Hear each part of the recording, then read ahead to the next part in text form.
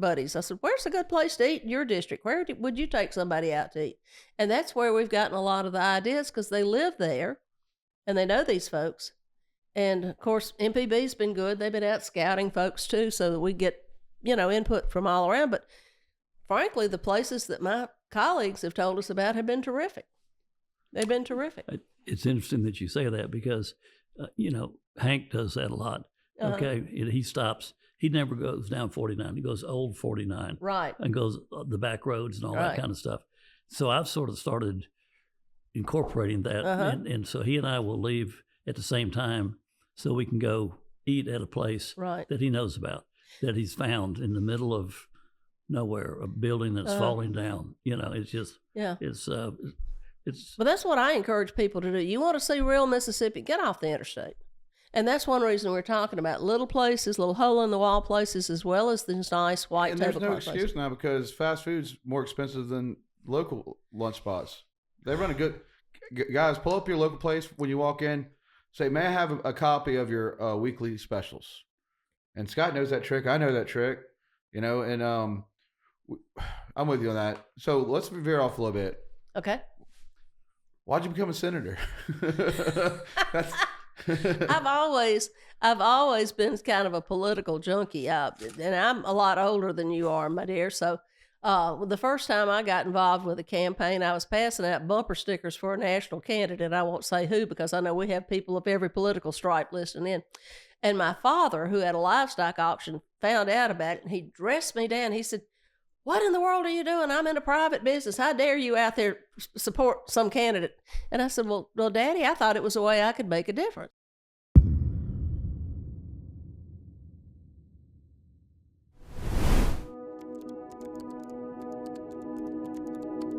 We offer home, auto, commercial, builders, reps, and life insurance. Oliver's good. Oliver Shots Insurance.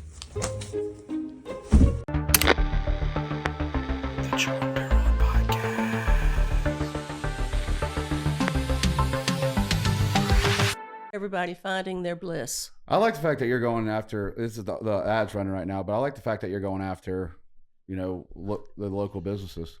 That's super important, because I hate seeing businesses close. That's sad. Well, that's one reason the idea came to me, and I'll talk about that if I'm allowed to. You can do whatever you want. All right, I'm going to let my stepdad take this off. We got old Scott Levanway right here, co-host. All right. Tonight we have Lydia Chassaniol, who's a senator serving District 14, which is basically in the geographic center of the state. I think Grenada is actually the center of that. And said she's particularly equipped to be chairman of the tourism committee because of her experience in the restaurant business. Right. And I can tell you, she's one fine chef, because I can attest to that. In a minute, though, we're going to let her tell you, maybe right now, whenever she gets ready, tell you about her latest project, which is called Sourthen Dish. And without that, here's Lydia. Thanks, Scott. Thanks, Jordan. And also thanks to my producer, who is sitting over here, Scott, also Scott. Get on the camera and wave. Yeah, Scott, can you come over here and wave? This is one of my MPB buddies. You want to get him a mic? I mean, it doesn't matter. He's highly knowledgeable. I'll tell you that much. Yeah. The whole concept of Sourthen Dish came about because of COVID. I've chaired the tourism committee for 19 years, believe it or not. They don't ever give me another committee, and I'm glad they don't, because I love tourism. It's a great way to promote Can you Mississippi. give a little detail of what that committee does? Well, tourism committee, we promote bringing people to Mississippi, which is a big deal because it's the fourth leading economic driver for the whole state. And also, tourism gives people a chance to see who we really are. If you watch just what's on television, you don't get the whole picture. And tourism gives people a chance to go into little bitty towns where they can see folks that have been there for 90 years, or it gives them a chance to come to Jackson and see our beautiful architecture and museums. But I love tourism. It's a chance for us to tell our story. And that's why I hope they'll keep letting me serve as chair of tourism as long as I'm in the legislature. It's just a good way to tell our story. Why would they change? Pardon? Why would they change? I don't know. You never know. It's politics. Strange things happen at the Capitol sometimes. It does. But you've done a wonderful, wonderful job with Thanks. it. You really have. Lydia, sorry, Scott. go ahead. Lydia, on that tourism though, I mean, you're talking the tourism, not just food. You're talking about entertainment, all of it. This is true. And the one reason I focused on food most recently is because during COVID, we lost a lot of restaurants. Folks that had been in business for 3 generations just gave it up. They were tired. They couldn't get workers. They lost their profit margin, which is thin in the restaurant business anyway. And I thought, well, 100% of tourists eat. That was my big idea. You have to have a big idea. And I thought, well, if we promote tourism through everybody eating while they're here and talk about our great folks and our great food, then that'll be a plus. People sometimes, Napoleon Bonaparte famously said, an army travels on its stomach. And I think an army of tourists travel on their stomach too. Most people will do No, you're looking at hotel rooms. You're looking for food. You're Everything. going food first, though. Yeah. But everybody's going to eat. That's a basic need. They want clean restrooms, good roads, and a safe place to be, and good food while they're here. But tourism just brings so much to Mississippi, and brings so many people that might come here and go back home and say, well, wow, that was a great place. Why don't we go back or send our family down there for a longer vacation? Eventually, somebody's going to come here and say, this is a right-to-work state. Maybe we could start a business here. Or the people are so nice. The churches made us feel welcome. Or the people that had businesses. We had a flat tire, and somebody, just good old Southern hospitality, somebody helped me fix my flat tire and didn't charge me an arm and a leg for it. We in Ocean Springs, majority of people go to Ocean Springs and right when they're like the last day before they leave, and I've had people ask me certain places, but they'll go house shopping. Oh, I love Ocean Springs. But I mean, but they will tour and they see it, and then they're like, okay, we need to look for a house that. It's cold. We're retired now. It's cold up north. Yeah. And it's cold up North Mississippi, so don't be surprised if more North Mississippi people come your way to Ocean Springs. I mean, what's not to love about Ocean Springs? A great walkable downtown. You have restaurants that are fabulous. I mean, we've already been in a couple of them, and you have art, which is a passion of mine because I taught art for a long time. But lots of people come here for different reasons, and that's one reason we have been going to so many different types of places with Sourthen Dish. We've been to white tablecloth places. We've been to one place up in Tupelo that looks like my mother would have told me when I was about 19, don't you dare go there. But it was a cool place, and I saw grandparents bringing their grandchildren in there to have cheese-covered French fries and eat there. We have was it Mr. Ed's in Pascagoula? It's like my dad I think they've been open since like 1950, and it's like when the dine-ins, like you can't go inside, and it's just like a milkshake and a chili burger. And you literally, people line up after football games. Why would you argue about having a milkshake and a chili burger? That sounds like ambrosia to me. Yeah, right. What was your first film location? We did a pilot back earlier last year. We did a place in Greenwood, which has closed. Broke my heart. Johnny Ballas, longtime friend, Crystal Grill. Many people passed through his doors. In his 70s, just said, I'm tired. I want to go spend some time with my family and grandchildren. So he donated his restaurant to the community kitchen to help feed hungry people up there. But in the meantime, we got him to come into the Viking Training Center, and we fixed his mile-high meringue pie. So that was the first place we went up in the Delta. And Johnny and I made those coconut meringue pies, which you can see that already, isn't it? It's already out there, isn't there, Scott? That you can see it. That there's the pilot out there. I think it is. You don't think so? Well, it will be. Is it was it a downtown area, or was it like downtown area in Greenwood? The Viking train. Viking has been very supportive of this because Viking in Greenwood has created a culinary destination. Culinary destination. They have a wonderful hotel with a cool restaurant called Gardina's. And then across the street is the Viking Cooking School, where you can go in and chefs will teach you how to prepare. And you can make pots right from there. Oh yeah, and you can even you can probably buy the cooking equipment if you go into the training center. They'll say, yeah, you want one of these? We'll ship it to you. I used to use that for a weekend getaway. probably 3 or 4 times. Oh yeah, When I was living in Jackson. the Viking cooking It's school. such a great place. It's so popular to get in the cooking school. You know, if you want to just come in like a couple, you'd have to wait a couple of years. But if you get a whole party together of like 12 people, then you'd be able to go in and have your own private chef come in and teach you how to make something, and you cook it yourself. A lot of fun, a lot of wine involved with it too. So that makes everybody have a good time. Yeah, so y'all went from there. Y'all did the pilot. So We did Polito also. We do two places per episode. And we came down here, and Chaz Lindsay, who's a very well-trained young chef, Chaz and I did collard greens, which I'm intrigued that these chefs are so devoted to local produce. And he gets his... How'd y'all do the collard greens? Y'all like We braised them. We braised them, and we did sort of an Italian spin on it, and they were good. They come in from this farm here in Hinds County, and I forget which one it is, in a 25-pound box, and they're washed, and all you have to do is stem them, chop them, and put them in the pot and cook them. They were good. You get me hungry. Yeah. Well, hey, I know how to make them now. Chad's taught me, so we can do our collard green supper over here if y'all want to. But that was fun. That was the first place, and since then we've been traveling around all over the state.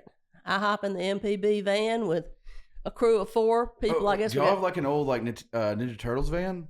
That like the old school van, like the. Well, I'm sure it's not a brand new van because MPB is, Huh? It's old. Yeah, it's one of them big. It's not a big one. It's a minivan, but it's enough to hold us. And I think we have one van to haul the crew, and there's one that follows with the equipment. So off we go, and I'm having a great time with these young people. They're a lot of fun.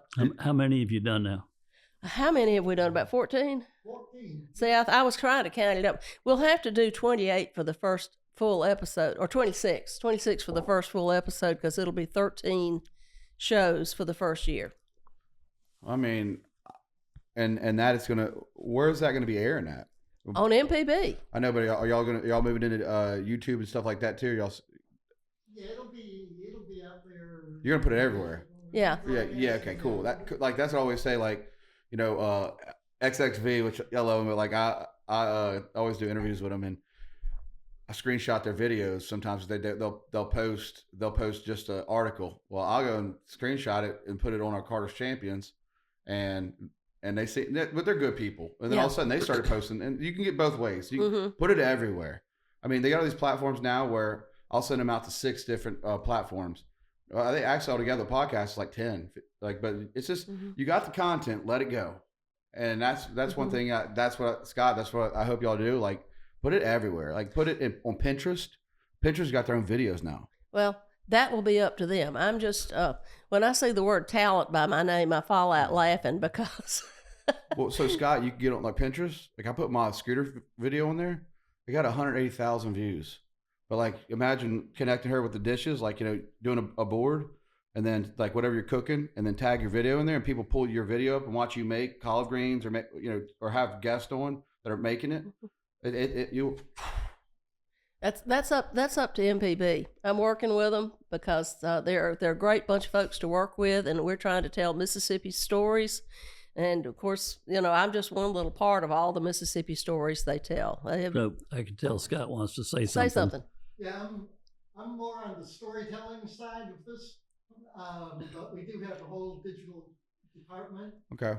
And they will see that it gets to anywhere we need to get it to. Yeah, I just send it all out. If it's free, send it out.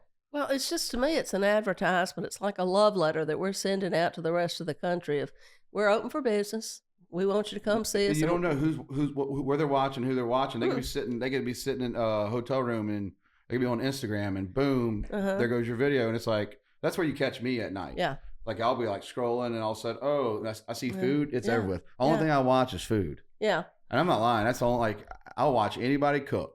That's my favorite thing, is watching even peanut butter jelly sandwiches. Like, I didn't know you could eat, warm them up and. Yeah. Make them like a grilled peanut butter and jelly sandwich. Yeah, you can put those things in one of those sandwich makers, and you've got a whole new level. And that's what's fun. People have gotten into cooking. You know, America used to be a TV dinner kind of place, and we're not anymore. We've gotten into cooking. That's what I wanted to tell you about these young chefs. The places that we've been, and I say young chefs, they're all between 35 and 45. These guys and ladies are well trained. Many of them have been to top culinary institutes. Many of them have traveled abroad to learn the cuisine of a particular country. Like Chaz has been to Italy. He studied the farm to table. You can't even read his wine menu. Yeah. I mean, farm to table started in Italy back in the 80s because they got sick of fast food. Italians, that's their family. Their family culture is food. So I'm learning so much from these young people, and I'm very inspired. My real concern, honestly, was that we were losing so many of the people that had been in the restaurant business. And I'm feeling very encouraged by being in the kitchen with these young people. Austin Summerall, young man down in Biloxi, let me feed the pasta into his pasta machine to make that homemade ravioli. And I came back later that night. And you can watch it while you're having dinner. Yeah, I came back. He's got the glass windows in there. That's one of his favorite things. Like, Yeah. look how clean look, he wants you to know how much he loves that restaurant. Oh, it was super. Well, and he's one of our James Beard semifinalists, Yeah. I believe.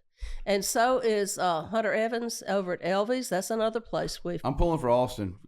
I'm pulling for all these guys. I want them to be successful. It's not mutually exclusive. So Austin is also a part of my Pink's restaurant. So he has a Siren Social Club, and he comes out and does pulls a tent because we give all our money to charity. Yeah. Well, Austin does, like this year he did handmade cocktails, and then Chandelier would give it he'd give it you couldn't take the money. There's some rules in it. But anyways, they go to Chandelier, they buy a drink, they give him they get a token to give him Austin, and he just goes off. Mm-hmm. Everything he does is like, it's my Emily's favorite place. Yeah. So everything he does is like, it's made with love. But he also is a Jägermeister. Jägermeister is his that's the chef. Yeah. It's Jägermeister. Well, everybody has their preference, and that's why we're having to film so many different places. We've been all over the state. And I like the fact that you're highlighting the small ones too, because you look at these mom and pop restaurants that nobody knows. Yeah. They don't know. They don't know how to work social media. They go home. They cook. They go home. Do it all over again, and just wait for people to pull up. We actually have a service station in Winona, and I find out that many of my colleagues who live in the northeast quadrant of Mississippi turn off at Winona, and they go, to their homes. They'll pull into that service station. The ribs come off the grill about 11, and on certain days they make the fried pies, the hand pies. That's a service station, for crying out loud. You can get better food in a service station in Mississippi than you can some haute cuisine place. Shout out to Fayards. Yeah, Yes, absolutely. I was thinking Fayard. Yeah. And I was thinking Rose's. Did you come out of Hattiesburg on 49? Right. I mean, I don't know what time it comes off, but it's always good. Well, I haven't had any of those ribs in a while. My husband used to like to go out there. Something really bothered you, though. There's a restaurant that closed right by your house. Was there a restaurant that kind of? Well, they moved to the highway. That was El Cabrito, and those guys came in and built that little restaurant. And I watched them. They'd bicycle past my house to go up there to work. They're really a very hard-working group of folks. And they bought a place wisely out by the interstate. And so now they're packed. I can't go by there. I mean, you'd be hard-pressed to get a table in that place at 12 o'clock on any day of the week. What's the population in your area? Where I live, Winona's got about 5,000 people in it. So, there's plenty of room for restaurants. Oh, yes. I had one there, but I found out when I got elected I couldn't run a restaurant and do a decent job. What was the name of it? The Sample Room. That's an old cotton term.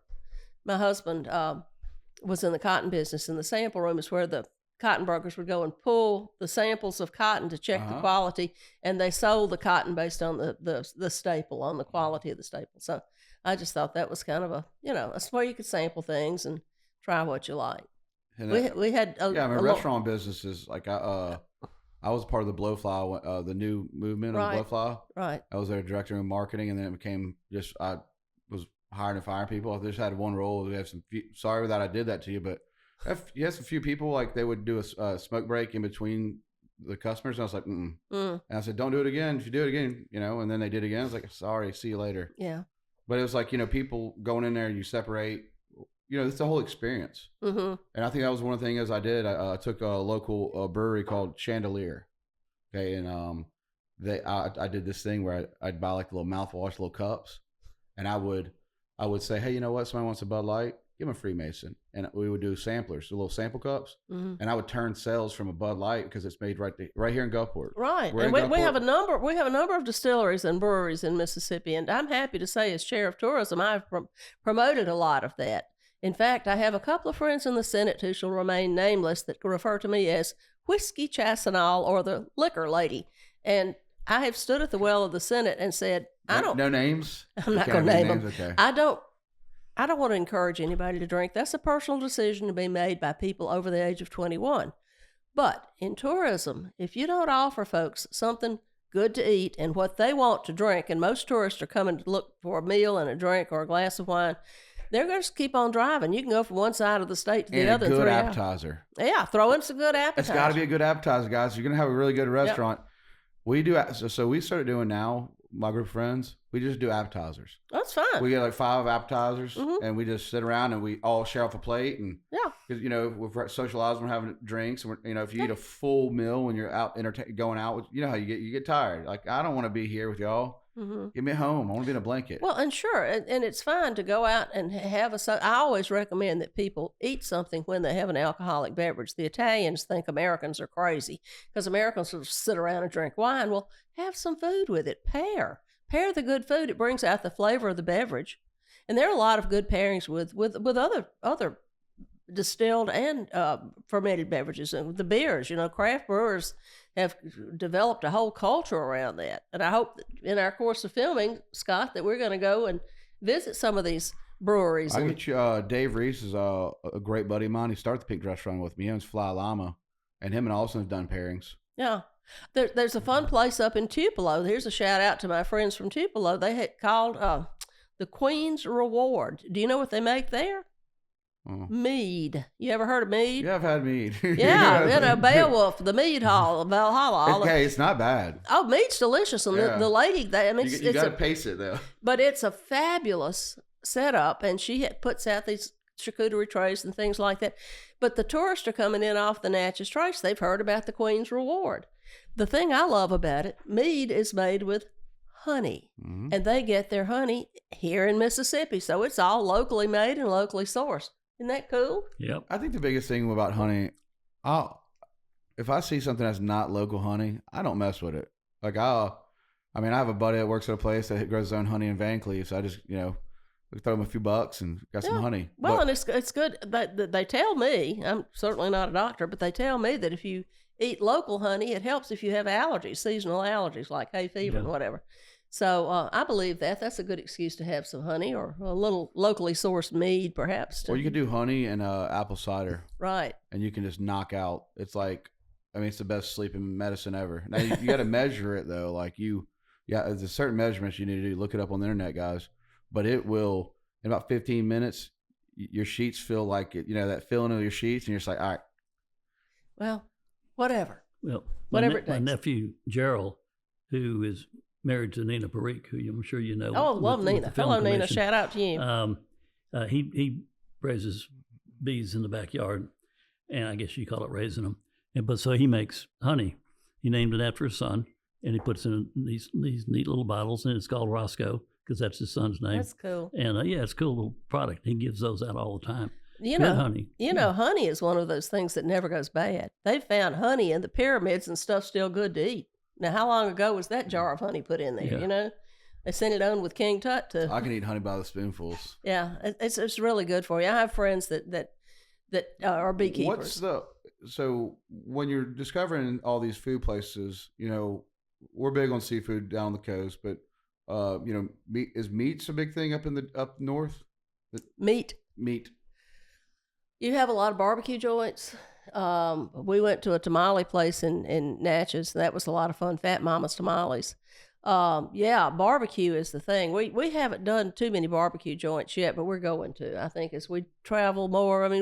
We've just really gotten started on this project. I had to kind of slow down for a while. My husband was ill before he passed away, and so they sort of gave me a reprieve. And now we're back at it. We're going to keep going, and we can knock out the rest of our shows. So we'll have our first year's episode, our first year series put together. the whole thing. Well, But yeah, there's a lot of good meat. People like different things all over the state. well, that's got to be something. Yeah, that's what I'm saying. You're going, and you're like, oh, it's just straight Mexican. That's facts. Like we have lots of Mexican restaurants because Yeah. we have a new influx of Mexicans to the whole state. Well, you get them kind of cultures, and it's like I guarantee you, I'll go to like one town. It's like, this is what we're doing, and then you go to, I mean, I got to give Hattiesburg. I mean, T-Bones is a record shop. They do a breakfast. Yeah, dude, that's my girl. Yeah, T-Bones. Where they did. That's where Afro Man. Actually, the guy that owns T-Bones, he actually produced his record. So what happened was Afro Man when he was making music, you could only get his music at T-Bone's coffee shop, and yeah, then he got blew up. But it was from that little Hattiesburg. Sure. It's a little coffee shop, but you can get vinyls there. My Emily, when we first started dating, she lived right behind there. Oh, Hattiesburg's a great town. Being on the tourism committee, we get to go all over the state for what they call fam tours. They'll invite us to come for different things. And Hattiesburg has got a really great vibe to its downtown area. Of course, people talk about Starkville and talk about Oxford, which are two other great college towns. I've recently been in Cleveland. We went to a pizza joint over there called Lania. And who'd have thunk that there'd be a great pizza joint in Cleveland, Mississippi? But their whole downtown is wonderful. They've got a mile-long strip, and we were there right before Christmas. I have never seen such decorations. And I said, my goodness, where'd this come from? Well, there's a lady named Becky Nowell, who's a friend of mine. She's married to my friend of mine, Billy Nowell. Becky went around and basically made everybody that has a business buy one of these lighted things to decorate the day. And it's beautiful. I mean, the whole thing, we were just having the best time. They said folks drive up from all around the Delta and other parts of the state. Said people like to come there during the season that it's all lighted, and they have marriage proposals and all sorts of fun things. So, a town like Cleveland, you've got a college there, Grammy Museum there, which is fabulous. But they're really proud of their downtown. And we wouldn't have known about how beautiful the decorations are if we hadn't filmed at this pizza place right before Christmas. What do they call it? Do they have a name for it? What, the downtown area? Yeah, at Christmas. Like Chicago has the Miracle Mile. I'm trying to think what they do call. I'm sure Becky told me, and I can't think of it right now. She'll probably call me. Probably a name would. Yeah, but it's a lovely thing, and college towns seem to maintain their downtown areas pretty well. That's what I've noticed. So. And I love the Delta. I'm not a Delta girl, but my husband was a Delta boy, so I feel like I'm an adopted child. I feel like when we look at these restaurants, you could see a restaurant, because I only really shop local. That's something I'm proud of, and I know it spends more money, but whatever, it goes to their pockets, and right. They take care of me when I go to the restaurant. Yep, keep your money in town. But you see look at you see these Fly Llama coming in Biloxi. And then that being the brewery that everybody, they're at the beer of the Shuckers, or they're the Brewers minor league team. Mm-hmm. Well, you look at how many people since Dave and Kara Reese opened, you could see people buying houses that nobody would buy around them, and now it's golf cart district. And I know there's Ground Zero there. I know there's Mermaids. Shout out Farabee. My girl Farabee, she owns Mermaids, the dive bar downtown. And she does a pad thai at like 2 a.m. That's wonderful. For shift people. Yeah. So she makes food for people that are getting off of work. She knows her market. Oh, that's a boss right there. I've always said play to your audience. She knows her market. That's cool. And but you see these like, with her, she opened up a whole nightlife, for the workers. Yeah. A lot of people, if they're, at the casinos, they're not going to go hang back at the casinos. They want to go somewhere with a good warm meal, because it's a nightlife. Well, and 2 o'clock in the morning for them is like 5 o'clock in the afternoon for the rest of the world. That's when they're getting off work and they want to go have a cold beer and a bite to eat, and then they'll go home, get some rest, and they'll do it all over again. But having a local place to go to is wonderful. And great customer service. Because I go, there's where's that place right by the cottage? What is that place called with the chicken that lays the chicken that does the roulette? right next Sweets Oh yeah, sweets. Sweets Lounge. Yeah, sweets. You go in there, and they're just going to give you like you're going to get the Sam's burger, but they're so sweet. It's like you don't want to leave, and that food tastes good because they make it cozy. Yeah, and that's what's important. Make people feel like they're part of your family when they come to see you. We have had a couple of trips to speakeasies. Did you know that Mississippi has some speakeasies? We have one down on the coast. How many, y'all got? Well, we haven't been there yet, but we went behind Brent's drugstore. There's a place called the Apothecary. We were just there Friday, and I believe I'm trying to think the bartender's name. I think it's Everest, but he made a Mississippi martini, and he was stirring that all up, and he stirred it. He didn't shake it, and then strained it. And I took one sip of that and I said, "My goodness, if I drank this whole thing, I'd have to hire a driver to get back home to Winona this afternoon." But it was good. It was delicious. And we've been to a place in Oxford. A young man had a restaurant downtown, the Grill House. That's Clint Boutwell. I've known him since he was a kid. Recently got the upstairs, turned it into a speakeasy called Rebellion. And to get into it, you have to say the secret word, knock on the door, and the cigarette machine opens up and you walk through That's to cool. it is really, and he's done the whole thing in black velvet, so you feel like you're just kind of walking into another world. The Magnolia Room that Ben Kaufman owns, and he does. It's cool. It's right there at I forgot it's right across from Captain House. Stacy, and I love her. Stacy and her family. Right across the street there, they have it's a speakeasy, and it's just a cool vibe. I mean, It's not big, but it's just like it's right by my house. Hey, can't beat that. The best places are the ones you can walk to. That's why I think Fondren is so neat here in Jackson, because a lot of people just walk in traffic. You know, they're able to. I've been to Hal and Mal's. Yeah, that's a cool place too. Right. Yeah, there are a lot of fun places like that. You know, Hal and Mal's is an institution. There's another place named Martin's that I know about because my friend Brad White is related to the people that owns it. So if we see Brad, we have to go eat lunch at Martin's. And a lot of the folks in the legislature like to go there too. Jackson, for a small city, has so many good restaurants. The food is real here. Yeah, I mean, we went to Manship. Is that it? Manship. Yeah, and then we were with Phil Hearn and his partner Billy, and I had the oysters there, and I had the lasagna. That was it. Well, and you know, across from Manship, that Elvy's place is fabulous. We went in there and filmed. The kitchen is no bigger than this area here. Hunter Evans was directing traffic, and meantime showing me how to make a redfish almondine. And I thought, how in the world is that? What is that? Can you explain the ingredients? The ingredients, well, it's got redfish, and he slaps it on the grill, and he puts it on a bed of wilted greens, not spinach, but wilted greens, and then tops it with a sauce that's got, it's like a Meunier sauce. It's got lemon and butter and Worcestershire. It's really good. I mean, it's a simple preparation, but I think he throws some kind of nuts on it. I can't remember if it was almonds or pecan, but it was fabulous. The thing that impressed me, he let us film there while he was open for business. I could not believe that. Most chefs say, we close at 2. You can come in, or, you know, we're not open on Mondays. This guy was telling people, he was seasoning stuff that were going out to tables while he and I were cooking this dish together. It was the darndest thing I've ever seen. No wonder he is a James Beard semifinalist. Yeah, the guy was directing traffic and serving food at all at the same time. It was great. I think that's my favorite restaurant. Yeah, I've heard a lot, and they've got a decent wine list too. Bye, Tamara.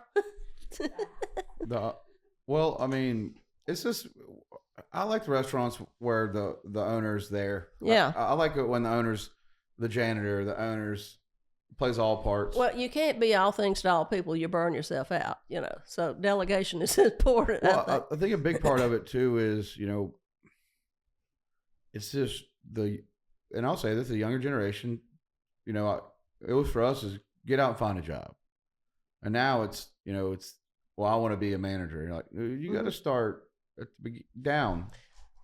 One of the places we went was in the kiln, not kiln, but they said the kiln, and it was Jordan River Steamer, and the guy Hank Plache is hilarious. He was just treating us like we were celebrity VIPs when we came in. He is a hoot. Hank can do that. He was a hoot. He was great but at it. One of the questions I always ask folks that are in the restaurant business is, what in the world got you into the restaurant business? Hank was 11. he was in love with some little girl whose family owned a restaurant in New Orleans, so he got a job as a dishwasher, thinking that he'd see the girl. Well, of course, she was never there. But he got hooked on the restaurant business, started out as a dishwasher, and worked his way up. And there's a picture that's out there that shows Hank holding these king crab legs that look like something out of a sci-fi movie. Yeah. I've never seen such big crabs. But it's all fresh, and it's always packed and killed. I mean, it's in the middle of nowhere. Well, you got Matt Crittenden. He has Cut Above. He's a top. He has a brewery there. Yeah. And it's like that dude makes the best bourbon in the state of Mississippi. He was an attorney. He looks like Chris Stapleton, and he quit. He quit being an attorney to do bourbons. And you got to agree, his bourbons are good, Scott. I mean, he puts a lot of love in it. And he does like cruising the coast bourbons. Yeah. And it's a small business. You go check that out next time. But it's like, he does all kinds of like different casts. Yeah. And it's just cool to see like this guy really loves what he does because he could be just do law, and it's hot back there. I mean, that's saying there's so many things you didn't even know he was there, huh? Mm-hmm. And like Gulfport, they have Eli and his wife. They have Circle Hook rum. He's an Alaskan fisherman. They're making a lot of distilled spirits in Mississippi now. It used to be at 1 or 2 wineries, and now we've just really exploded. Right, it really has. I always buy Cathead vodka. You know why? Oh, honeysuckle. I like just the straight stuff. The honeysuckle's a little sweet. But that's okay. Well, I put mine on water. It's just when you dilute it a little bit. Well, you know why I buy it? I looked at the bottle. It says support live music. And anybody that is advertising for live music, musicians have a harder time making a living than restaurant They also owners. own Old Soul bourbon whiskey. They make whiskey as well. Yeah, it's called Old Soul. Well, they make that here. Isn't that made here in Jackson? And I think there's a place up in Canton as well. Yeah, I always get confused when people talk about the whole bourbon thing and whiskey thing. I mean, we should just take the name bourbon just to do it.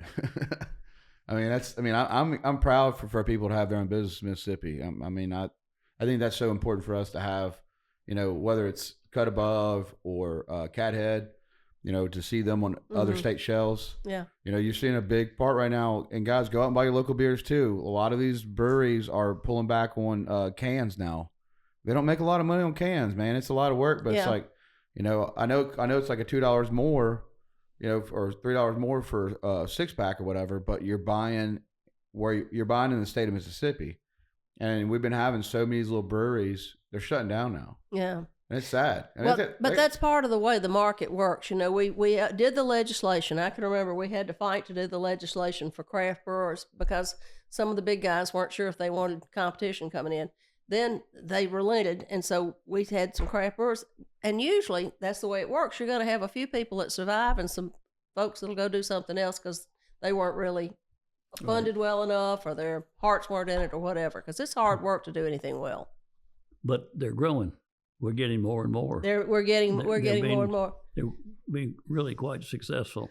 I'm just so thrilled what I see with the culinary market in Mississippi, and the absolute devotion to quality, to local foods, to local meat sources. Well, I'll say it off the show right now. I mean, Lydia, we got good food. I've traveled and been places that I'm like, no, this is not gumbo. Like, you know what I mean? Like, it's just one thing is like, Mississippi has it in when it comes to making food. Like like I said, go to Van Cleve, go to the gas station in Van Cleve, get the Van Cleve special. I mean, I don't know. I would rather go eat a local gas station food than some of the places I toured. We talked about Orange Beach. Yeah. That was a big thing. Is like I go on vacation to Orange Beach, and there are some good restaurants. They're not bad, but when you get there, you're like, I'm not for that price. For that price, you better. I mean, I want to see my steak gold. Yeah. Like a little gold flakes on it, but I mean that's like you find like Miss Renee. I know you listen to this, Mrs. Renee. I know it was your time to shut shop, but I still drive by there. Like, I mean, she had what was it, Scott? She had like 6 tabletops, literally 6 tabletops, and had one girl is helping, and then she'd make all the food. Yeah, there's a place like that in Greenwood. It's called James. 11 a.m. to 2 p.m. Yeah, a place called James, and when she's sold out, she shuts down, and it's about 6 tabletops. This is on Howard Street in Greenwood. My husband was a great devotee to James, so I hope she's listening in and hears me say that. But for $10, you got to go to lunch, and some good piece of cornbread. Yeah, stop going to fast food places. And if you go to McDonald's, when they tell you to pull up, they already cut your ticket times to make more money. It's Well, facts. I just think that we need to support the local folks, and that's what we're doing with Southern Dish. Thank you, Scott. We're running around trying to find out who they are so we can tell people about it. Somebody said, "Well, how do you choose your restaurants?" And I said, "Well, I always want people to like what I'm doing." So I asked my senator buddies, I said, "Where's a good place to eat in your district? Where would you take somebody out to eat?" And that's where we've gotten a lot of the ideas because they live there and they know these folks. And of course, MPB's been good. They've been out scouting folks too so that we get, input from all around. But frankly, the places that my colleagues have told us about have been terrific. They've been terrific. It's interesting that you say that because, Hank does that a lot. Okay. He stops. He never goes down 49. He goes old 49. Right. And goes the back roads and all that kind of stuff. So I've sort of started incorporating that. And so he and I will leave at the same time so we can go eat at a place that he knows about, that he's found in the middle of nowhere, a building that's falling down. It's just, it's. Well, that's what I encourage people to do. You want to see real Mississippi, get off the interstate. And that's one reason we're talking about little places, little hole-in-the-wall places, as well as these nice white tablecloth places. There's no excuse now because fast food's more expensive than local lunch spots. They run a good... Guys, pull up your local place when you walk in. Say, "May I have a copy of your weekly specials?" And Scott knows that trick. I know that trick. And I'm with you on that. So let's veer off a little bit. Okay. Why'd you become a senator? I've always been kind of a political junkie, and I'm a lot older than you are, my dear. So the first time I got involved with a campaign, I was passing out bumper stickers for a national candidate. I won't say who because I know we have people of every political stripe listening in. And my father, who had a livestock auction, found out about it, and he dressed me down. He said, "What in the world are you doing? I'm in a private business. How dare you out there support some candidate?" And I said, well, Daddy, I thought it was a way I could make a difference. And so, long story gets shorter, I hope. When I went to college, I joined the local political club. Haley Barber was part of that club. So I was a college Republican. He's older than I am, but I was a college Republican with him. And then my brother Bob and I decided that we would put up signs for a candidate. We had a good time because fast as we'd put them up, somebody would tear them down. It was just politics. And we learned a lot about it. I got into the Senate because our local senator, who was much beloved, Bunky Huggins, he's got children here in Jackson. I like that name. Oh, yeah, Bunky was great. He was our senator, and he died. I mean, quickly. He was diagnosed and died within a few months. So he was a great guy. We loved him. I was going around trying to find somebody to run for that Senate seat. I said, we've had good representation. We can't lose it. And this was in 2006. Well, a group of local men, believe it or not, the guys that ate at my little restaurant, they came up to me one day at lunch and said, "We've decided you're going to run." I said, "Me?" So I asked my husband. He gave me $500. My brother gave me $500. And I thought, I'm rich. Well, I had no idea what it took. Oh, wait, you had no money. I had nothing. That's a good way to jump in. And so I started pulling every political string that I could because I'd been a volunteer for a long time and found the college Republicans, and they agreed to go walk with me, go door to door. So I paid them in pizza. I didn't have any money. And I paid them in pizza, and we made the runoff. But you were doing door knocking. Yeah, that's what you do. Joel Carter, who helped you do door knocking? Me. Probably you. Yeah, I still got like 30 of your original signs in my attic. Now you're changing your logo. I'm going to turn these into something. I don't know. Scott, you make art out of them? We'll figure out. I mean, they are Joel Carters. Yeah. Probably make it to a dove. Well, we won, and that was in 2006. And I finished out Bunky's term, which was 2007. Then I've been here ever since. I just keep running. Nobody said, "Why don't you go home?" You're super nice. Well, thank you. Like off the show, I mean, like you really are genuinely a nice person. Well, aren't you sweet? Thank you. Well, I hope so. No, it's like you beat your own drum. You wear furs, and like the other day, like I tucked your fur into your car, like But it's just like you beat your own drum, and you. I have to say that a person like you deserves leadership because you're looking out for everybody else. Well, if we don't help one another, what are we going to do? I mean, that's a true leader. Yeah, and a lot of people. I mean, I have somebody said, "How do you get the Democrats in the Delta to vote for you?" And I said, "Well, I believe in the Delta, and I try to help them with what they're doing. So we all work together." Once you're in, you're pulling everything aside. It doesn't matter about party. You're going there to Yeah, help. once you're here, you're representing your people. And my thing is this: folks say, "Oh, well, that person didn't vote for me. I'm not going to help them." Well, how short-sighted that is. You're going to run again. Make that people your ally. Make them your supporter. You know, you replaced Bunky, okay? He was a very, very special guy. I agree. And you're talking about how people say you voted for this or that or whatever. I did the redistricting back in 1980. And so Bunky everybody comes by and talks to you and tells you what they want for their district. Mm-hmm. Bunky said, just give me a district. Yeah, I that's don't kind of care the way what I feel I don't too. care what it is. He said, I'll just run for it. And of course, he would run and win because he always did the right thing. So you had big shoes to fill when you got there. I know. Nobody would talk to me the first year I was in the Senate I'd be because scared of you. they were so no, they didn't know anything about it. They were so heartsick over losing Bunky. And then this woman shows up. You know, Bunky was a real man's man. He and Jack Gordon were big running mates, and they just sort of ran things. And I come in, and my desk mate, Joey Fillingane, who I thought might be here tonight, but Joey and I came in at the same time, and we said, Joey, we got to do something to make these people talk to us. So we devised having a Senate dinner, and we started out cooking at Walter Michelle's house. Well, he moved, so then we do it at a different place, the Mississippi Power people. We do it at their executive house, and every year have a dinner for the Senate. And the menu has not changed in 19 years. But that was a way for us to get people to open up to us. Food brings people together. When did you really? Because I mean, you look at now. I mean, there's a lot of. I mean, there's 52 of y'all. 52 senators and So, I 122 mean, House members. This is. I mean, y'all respect each other. I'll say that. But there's situations where trying to get you to get that vote, even your colleagues. Mm-hmm. When did you start getting tough skin?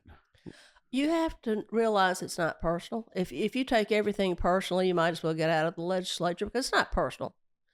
People just have different opinions about things. And to me, the best way to get someone to vote for what you're interested in is to show them the WIFM. The old WIFM is what's in it for me. If you can show this person that this will benefit you and your district if you support this, then generally you can bring them on board. Everybody wants to feel like they're getting some benefit from the way they vote.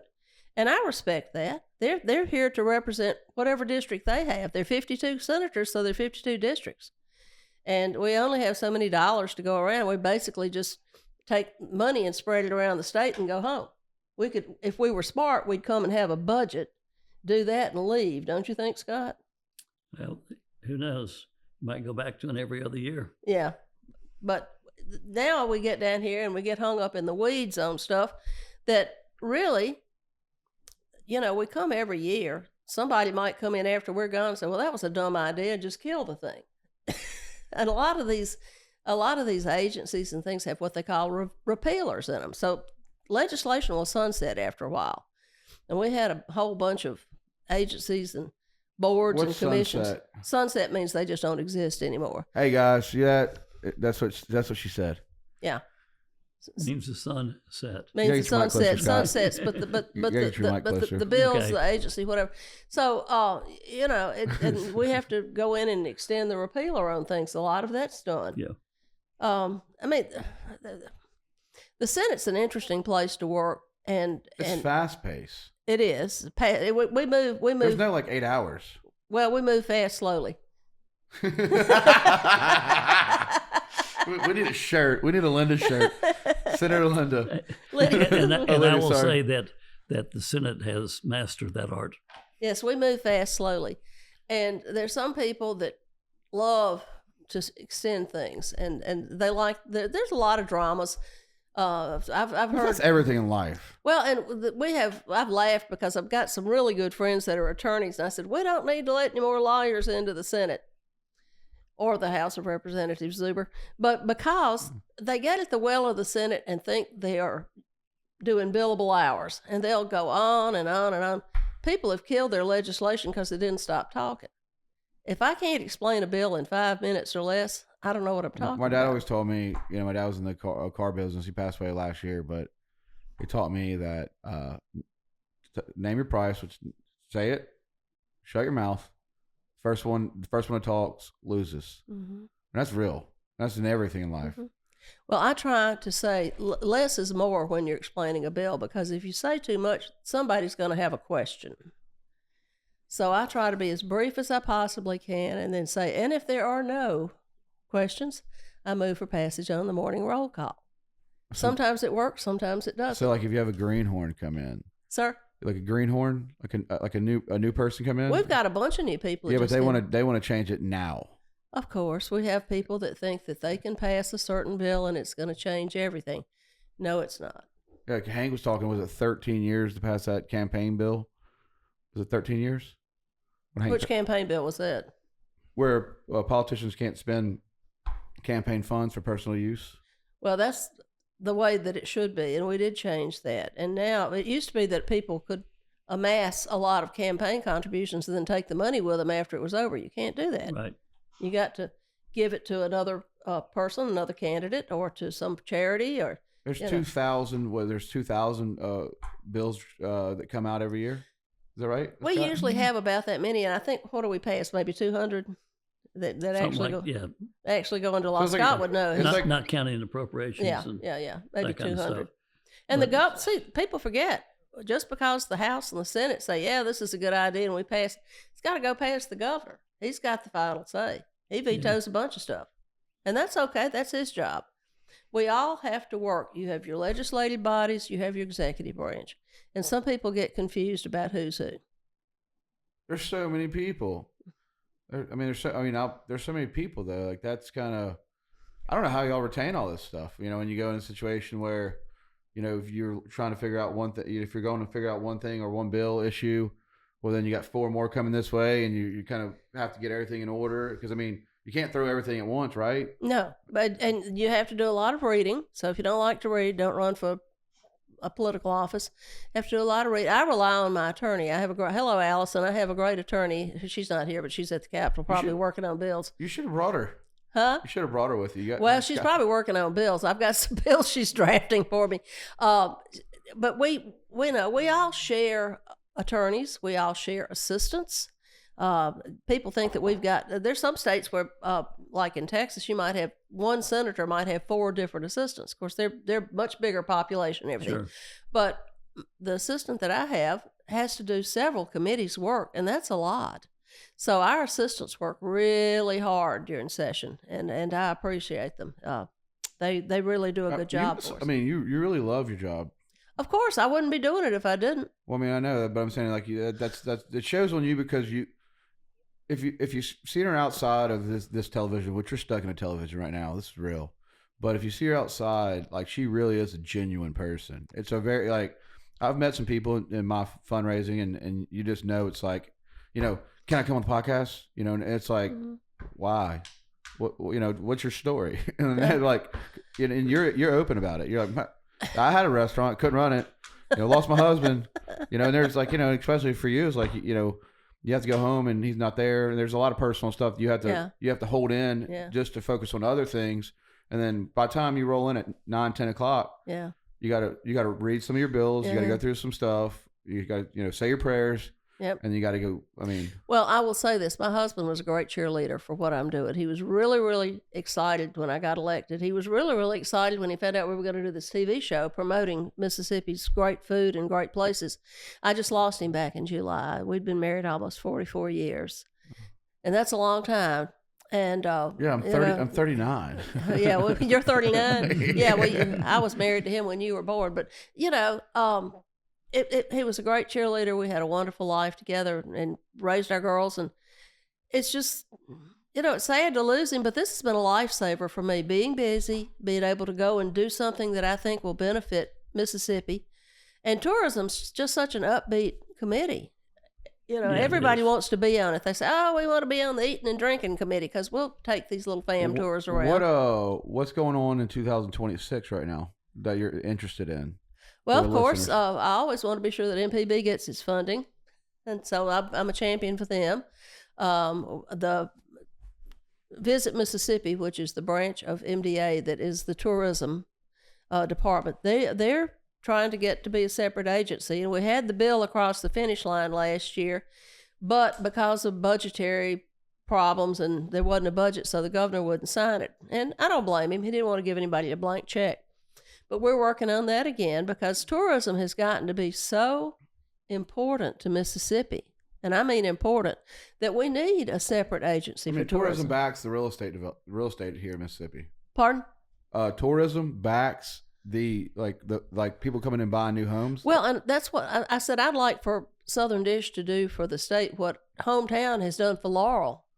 You got 2 kids down there, the Napiers, and they said, we got great houses, let's fix them up. Do you know people are pouring into Laurel? I went there when I was first elected, and it kind of had a rundown look to it, and since Hometown's been doing what they're doing, my goodness, that place is booming. And I will say this, I will take credit for this. I was watching Hometown, and I thought, wonder what kind of kitchen appliances they have in there. And I thought, this looks like something that was made in a foreign country. We got them up to Greenwood, put them together with the Viking people. Guess what? When you watch Hometown now, those are Mississippi-made appliances in there. They worked out a deal with Viking, and Viking puts the refrigerator and the range, as they call it. I call it a stove because I'm a country girl, and the dishwasher. So Viking products are in all those homes on Hometown. So thank y'all very much for supporting. I'm gonna put her in the links. Scott, what do you think about? I mean, me and Scott can do it off our iPhones, but like, what do you think about Lydia doing a small cooking show here to promote y'all's show?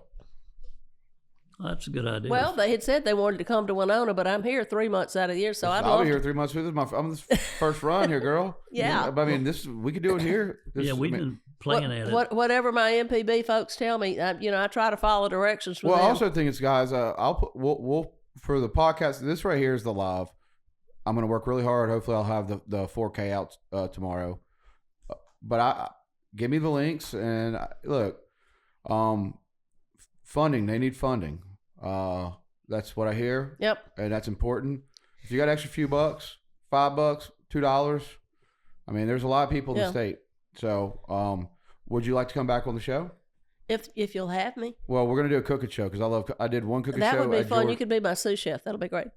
I would like to say this, and I want your listeners and viewers to know this. When we came up with the idea of Sourthen Dish, and they asked me if I'd be the host, which is a joke when I say talent by my name, I said, okay, let me see if we can find some private sponsors. So Sourthen Dish is being underwritten largely by people that are private industry. Now, you're a smooth talker. Visit Mississippi is one of our sponsors, but you'll have to watch Sourthen Dish to see who is sponsoring our show. But we've mostly got private investors in this, so I think public-private partnerships are good. Yeah, and that fosters a lot of trust between the private sector and the public sector. So that's what we're working on. We'll do a cooking show, and we'll have you on when y'all are ready to launch. When y'all get the first episode. Yeah, when we get close to things, that'd be cool. Then you come on and promote it. Yeah. I love sharing this. This really ain't our show. This is more just a platform. I mean, it's fascinating that people can hear Spotify, and also subscribe to the Jordan Durham podcast. It's right here on the laptop somewhere. I made this today. I took that photo of the Capitol. Good. I like photography. Good. But look, guys, I'm gonna put some links in. If you got extra dollars, so support, man. I know, like, if you got a few bucks, $5. Yeah. Donate to them. Yeah, because of MPB, Mississippi Public Broadcasting, I got to meet one of the guys off of Duck Dynasty, John Godwin. We had him down at the Trade Mart. I mean, that was cool. When would I meet somebody like that? Oh, sick. And he showed up last week. We had a great time. Chaz Lindsay and I did a little cooking demonstration. He did a fabulous short rib with a horseradish sauce on top, and that was really good. So we had a good time. And Pig and Pint did the food. We fed everybody, and the whole thing was just a lot of fun. So we can do a cooking show, but you'll be the chef. Fabulous. And I'll sue for you. Yeah. Oh, he's going to be the sous chef. You'll be the technician. You can be the taster. I'm just gonna drink a bourbon. You can be the taster. Yeah, you can be the taster. You can eat what we cook. Well, guys, like I said, we're gonna be doing a show every week. We also are going to be taking on, if there's certain topics that we feel like, you might see a Tuesday show, you might see a Monday show, you might see a we might do 5 shows a week. I mean, we're right here at session, and what I can say is, y'all work so hard, and everybody runs off black coffee, and there's very little sleep. So if you're thinking they're being lazy up here, that ain't true. They got families home. I've been homesick. It is a big sacrifice. So if you come here, you'll realize how much they work and how much it's a sacrifice. You're not in your own bed. Like, like just being in your own bed. Like you have your own home, you have your own bed, you have your own bathroom. We're creatures of habit. I'd like to say thank you for coming on the show. I mean, you're not too far away from us. No. Hop anytime. It's up the stairway, actually. Yeah, hop up anytime. I mean, that's how Hank started doing it. But hop up anytime. Be like, hey, I want to come hang out with y'all. More than welcome. Thanks. Because you're a genuine good person. And also, if you don't have a voter's card, don't talk about politics until you get your card. That's right. Go register to vote and get yourself out